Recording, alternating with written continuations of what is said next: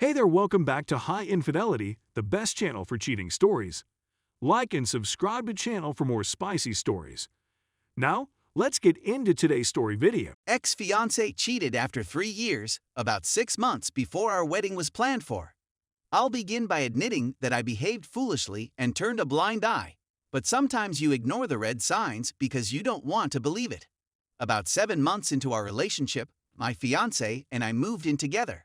Shortly after, I discovered he was spending a lot of time chatting to his most recent long-term ex-girlfriend, from whom I subsequently learned they split up because he cheated on her. Paragraphs atop paragraphs. I spoke to him about it, and he agreed that it wasn't very suitable and that he would stop texting her since he didn't have any need to speak to her that frequently. He had a new female coworker at his construction job about a month later. Round 2. We spoke all day and all night.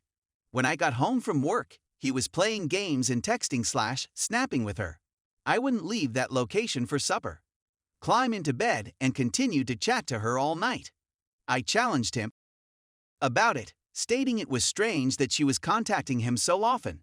He replied that if it made me uncomfortable, he wouldn't speak to her outside of work if he didn't have to since he had just recently met her and they weren't really friends. Problem solved, I reasoned. Over the following 3 years, he would conceal all of his talks from me. I would catch him about every 3 months or so, confront him about it, and he would say he was sorry, regretful, that he had insulted me, and so on. And I assumed we'd get through it. We didn't, though. It simply kept going on. Lies, caught, crying, and repeat. We went to a Halloween party in October of 2020 and had a good time. When he opened his phone, he saw 3 alerts from her. He informed me he blocked her after the previous time I caught him lying to me. I offered him the option to confess on the way home, but he didn't. So when he arrived home, I confronted him. This got out of hand. He yelled at me, telling me I was poisonous and manipulative, and that he couldn't have any friends because of me. He slammed his phone against the wall so hard that it shattered. That I was wrong for his lying to me because I forced him to.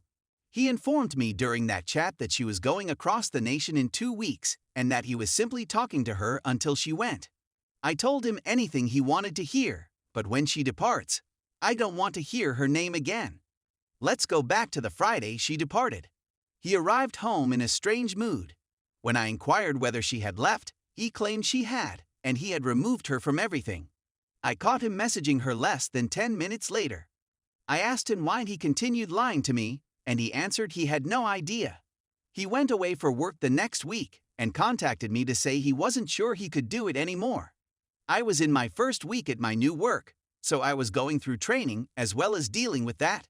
On that Friday, he came home and informed me he was going to his brother's to think. He returned on Saturday and told me he was going to live with his mother for a bit, but that he was thinking about moving in with the girl who had just come to Arizona. That's when he finally admitted to lying and cheating on me. I'll never know how long it will last. He said he just kissed her on the day she departed, but I don't believe him for a second. He alternated between wanting to remain and work things out and telling me I couldn't do it anymore. On Sunday, he awoke, packed everything he had in the home as I had a tantrum, and relocated to his mother's place. He relocated to Arizona 3 days later. He remained for 4 months before returning to live with his brother approximately an hour away. I'd almost moved on at this time. He maintained constant communication, stating he loved me and so on, but he still remained in Arizona for 4 months. His departure was the wake-up call I needed. Hello. Because of you, I've been unhappy for 3 years. A fresh pair of eyes and a little or a lot of treatment may put you on the right track. Since then, I've made a lot of new friends, reconnected with old ones, reclaimed my social life. I wasn't permitted to see anybody. Received 2 increases, and I recently found out that my employer has established a new job for me, and I'll be receiving a promotion and another raise. I refinanced my home, therefore his name is no longer on it. I'm becoming closer to my family. I'm now 1000% less tolerant of that type of nonsense, and I've learnt a lot. Bonus. The cats no longer recognize him, and I'm better for it. He, on the other side, is living with his brother, struggling to get me back, making the worst choice of his life. he only wants me, and so on. I've tried to be nice and patient, but I'm done. Every day he texts me to apologize for something new, to express how miserable he is, and to express how much he wishes he could return home. He lied to me for so long, wrecked all we had together, twisted and gaslit me, that I don't even feel sorry for myself. His whole family is furious with him. You can't have your cake and eat it as well. I left out so much important stuff, but it's already a big narrative since it spans 4 years. So please accept my apologies for the length. Just a little yell into the internet ether. He's been barred since then. I used the incorrect phrasing. It was necessary to complete the riffy and some additional tasks, which have already been completed. Story 2. My 41 male, wife 41 female, cheated on me with my coworker/good friend. 2.5 years later, still having issues. Background: I was adopted and was molested as a youngster by my adoptive father, which caused me to have a few difficulties. Laughter is a defensive strategy. Massive barriers were put up to keep others away, and I had untreated sadness for a long time. Never felt loved, constantly sought love/affection from women, and even while in partnerships, I would have flings for. Later, therapy found that this behavior was prevalent among mistreated children. My wife and I met in 2005 and married in November of 2009. I was unable to have a close bond with her due to my depression. There were happy and difficult moments. I had a kid in January of 2011. I had difficulties relating to my baby since my wife was fully focused on her. We both developed anger against each other, mine for a lack of attention, hers for a lack of family time. So it simply increased over time. Then there's the meat and potatoes. My small child and I fought a lot. She's quite strong-willed and combative, so confrontation was inevitable. In 5/2017, this was the tipping moment for my wife. I had a large disagreement with my baby girl one day before work, and my wife was done with me. I left enraged, was called to duty, so I remained out, got drunk, was arrested, and spent the night in prison. It was a nightmare. From then it was all downhill. I began sleeping in the other room, was neglected, and received no attention, hugs, or anything else. This carried on for many months. I was completely unaware of anything.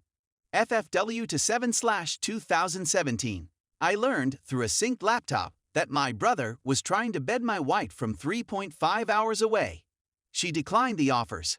I was best man at this jerk's second wedding. I gave him a place to live, got him a job, and we were close. But I discovered communications between my wife and her BFF that hinted at a separate connection. I never thought anything occurred other than maybe kissing this gentleman. Whomever he was, she was adamantly opposed to anything involving cheating/affairs. But I was positive nothing did. Nothing is mentioned in the scriptures. 8/2017. An effort for us to be alone and spend time together to recover while on a brief vacation without our daughter resulted in the revelation of an affair. They had multiple meetings, one of which was held in the backyard after a party. When I was sleeping on the sofa, when I found out who it was with, I almost passed out. A colleague with whom I had an excellent connection, with whom I worked beside and sometimes in the same office. My whole life had essentially disintegrated. I'm the one who brought them together. For the next 3 months, I drank a lot, sobbed Al. I avoided the home till she was gone and I could be alone with my little child. I became suicidal, had no strategy, and just wanted to die. What saved my life was telling my psychiatrist about it one day when I was there for my quarterly ADHD refill. I'll never forget her face as she glanced at me. That day, I began taking an antidepressant, and my life has never been the same since. My concern is it natural to still be angry with him and her? It was almost 2.5 years ago. To be honest, if I were to run across any of the men suddenly, I'd stomp them like a narc at a motorcycle rally. It doesn't disturb me as much as it used to. I'm having a terrific day. But how far is too far? Update. To clarify, in answer to some of you, I acknowledge that what I did was bad for everyone, and that I deserve everything that has occurred to me. Why am I still upset is a question I haven't been able to answer for myself. Or why am I unwilling to let this nonsense go? Some days are better than others, and I'm not having any problems. However, I've been experiencing more terrible days than good recently. It's a trend that has repeated itself throughout the past 2-2.5 years. Is there any chance I'll ever be able to let it go?